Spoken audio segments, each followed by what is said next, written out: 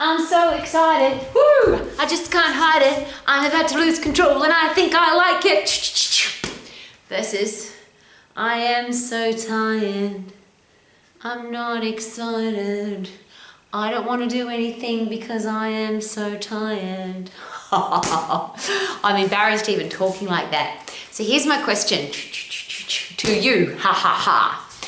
If you are lazy, how do you stop? If you never want to become lazy, how do you make sure that you never are? If we've got kids, how do we teach them to make sure that they never end up being lazy? Are we living the example for our kids so that they don't become lazy? And what does lazy actually mean? And there's lots of questions there. So here's some things to consider. And I'm very careful because I'm not a parent and I understand that. But here's my thing. I have been a child and I had a mother in particular who was not lazy. My mother was, my mother's German, so she was very committed to a clean house. She was very committed to her religion. She was very committed to her family, and she worked really hard. And one of the things that she expected of her children, and particularly of me, because I was the youngest, was that I worked really hard and that I wasn't lazy. But interestingly, it wasn't like my mother had to tell me that or teach me that, or maybe she when I can't remember. But I've always wanted to get up and get going. I've always had a purpose. And as I always share, even when I was an overweight kid with buck teeth and pimples on my face, I still had a passion for life. So I was being bullied and sometimes I was sad because I was being bullied, but it was never like I didn't want to go to school or I didn't want to study or I didn't want to do stuff. My father was a builder. He worked really hard. There was not one lazy bone in my father's body. He worked from sunrise to sunset and longer. So maybe that was my environment that stopped me from becoming lazy.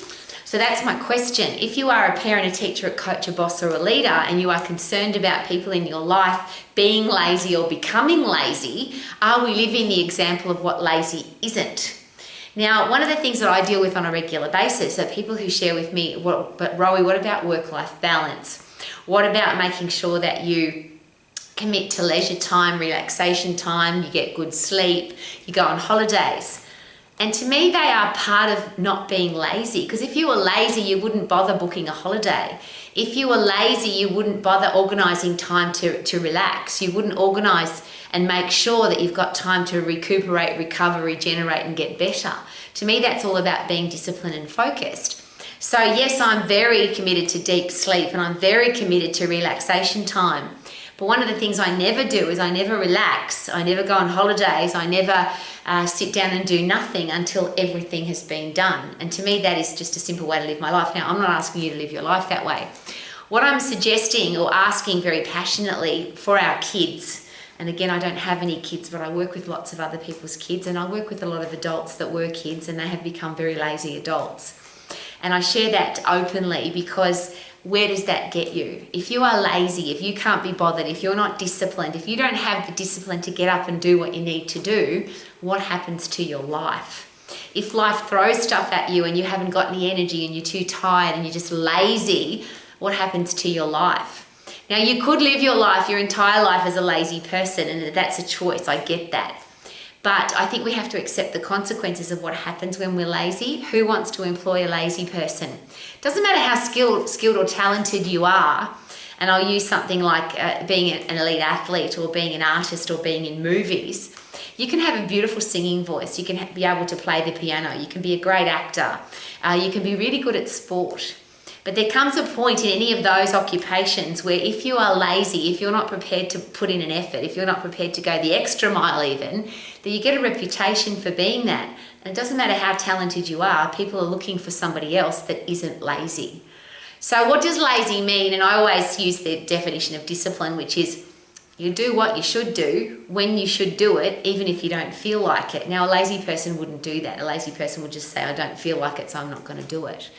Are there days where I feel lazy? And this is a really personal question for me and I feel uncomfortable talking about it because I don't like the word, of course. To me, that just means lazy is the same as being undisciplined, and being disciplined is being one of my favourite things. But if I ever hear myself say that I don't feel like it or I feel a bit lazy, I do the exact opposite. Immediately, it's like a connection in my brain If I say I'll do that tomorrow, which is procrastinating, I do it today. If I feel myself say I don't feel like it, I get up and do something even more energetic. If I say to myself I feel a bit lazy today, I go and do a big chore, a big mission to overcome that ridiculous thought. Because I've lived on the planet for such a long time, I understand the consequences of being lazy. I've seen people fired, I've seen people drop from teams, I've seen people lose money, I've seen very talented people go nowhere because they're lazy, because they're undisciplined. So how do you stop yourself from ever being lazy? And if you are lazy, how do you stop it? And to me, the answer is really simple. But if I ask you this question, if you were your own high performance effectiveness coach, if you were your own high performance coach, what advice would you give yourself when you've got something to do? Would you say do it tomorrow? Would you say do it later? Would you say it doesn't matter, why bother? Or would you have a life where you know exactly what you need to do to achieve what you want to achieve? So the question is, what do you want? How do I get it? And then go do it. So you've got to have a goal, you've got to have a plan, and then you have a result. And those two, you can't have either of those to get a result. If you want a good result, you have to have a goal and a plan. You have to commit to the plan, and then you'll get the result. A lot of people are looking for the result. They're looking for the lazy way. And of course, as an exercise professional, as a personal results coach, that's been something I've had to deal with my clients and my members at my health clubs my entire life. But what about this pill or potion? What about this thing that'll shake the fat off? What about this thing that'll freeze the fat off? What about this thing that I can take a pill and I can get rid of the fat? I want the easy way. I want the lazy way to get the result. And let's just say that any of those worked. Let's just say you could freeze fat off. Let's just say you could shake it off. Let's say you could take a pill and get rid of it. But what does that do to your headspace? If you pick the easy way, and there's a great quote there, there's the right way and there's the easy way, and they're not usually the best way.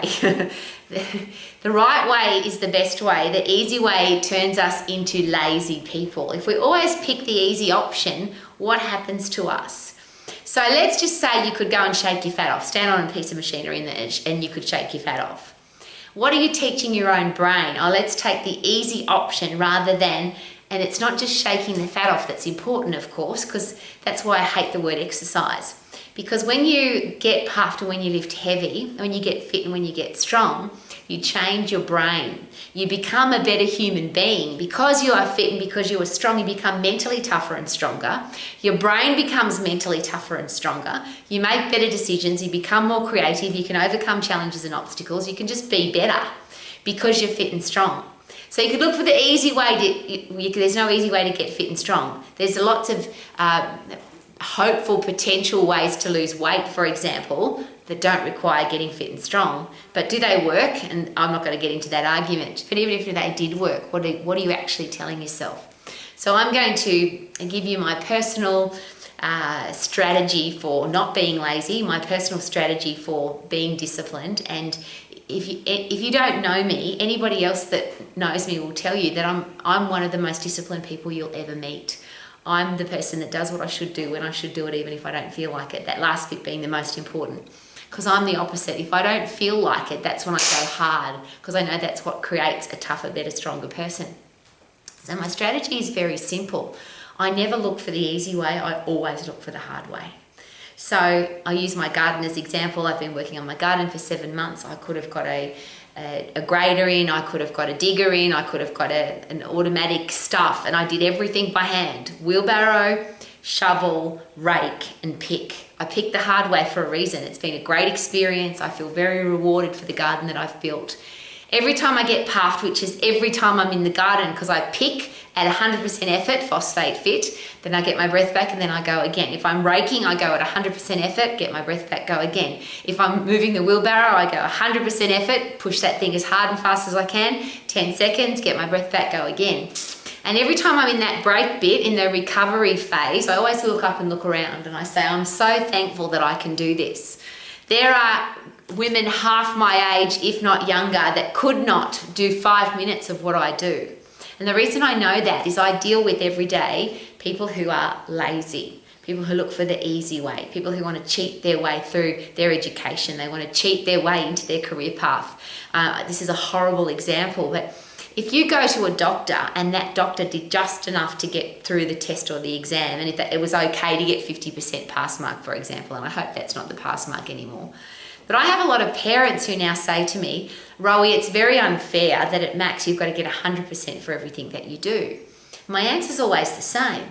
If I'm going in for brain surgery, I don't want the brain surgeon that got 80 out of 100 for the exam. I want the brain surgeon that got 100 out of 100 and keeps learning to touch my brain. How about you?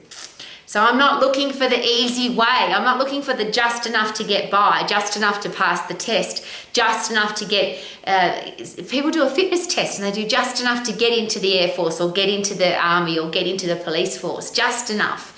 Don't you want to go there as the fittest, strongest, healthiest, most high-performing, powerful human being you can possibly be, rather than just enough to get by? If you're coming into the exercise profession, don't you want to be the most learned, educated, trained individual that keeps learning so you can keep helping your clients the best? If you cheat your way through a program, if you cheat your way through your education, if you do just enough to pass the test, first of all, what's that telling your own brain? You just put in half an effort. What does that tell your brain? You're looking for the easy way. What does that tell your brain? But what about the people in your life? What about your clients? What about your customers? What about your members? Most importantly, what about the people in your family? If you have chosen, for example, to become a doctor, or you've chosen to become an exercise professional, and your family is now going to trust you with their health, with their well-being, with their fitness, with their mental strength, and you're doing just enough to get by, to pass the test, surely that's not what you want. And I know that's a very controversial and tough question. But I'm asking now, and this is my begging position as I always share, why don't we choose to be 100% effort people? Why don't we just choose to put in 100% effort every single time rather than be lazy? If I'm lazy, what am I telling my brain? If I don't do it today and I leave it till tomorrow, that's called procrastination. If I put it off until tomorrow, that's called procrastination. If I do it now, do it hard, do it the hard way, do it the tough way, and that's how I get mentally tougher and stronger. So that's my strategy. It doesn't matter what it is, I pick the hard way. If I can walk there, I don't drive the car. If I can ride my bike there, I don't drive the car. If I have to drive the car there, I often take the bike so that I can ride my bike or I walk when I'm there. I stand, I don't sit down. I never sit down. I lie down or I'm moving around. That's my two codes, or I'm going at 100% effort. I have a desk that's a tread desk. I stand up all the time. I look for the hardest way to do things because I want to be hard. I want to be tough and I want to be strong. How about you? If we look for the easy way, if we're lazy, what are we telling ourselves and what are we telling our future? So if you want to live your life to the max, how about just do it at 100% effort? Everything you do, put in 100% effort and drop lazy off. Just drop it off. Stop being lazy. Wouldn't that be good?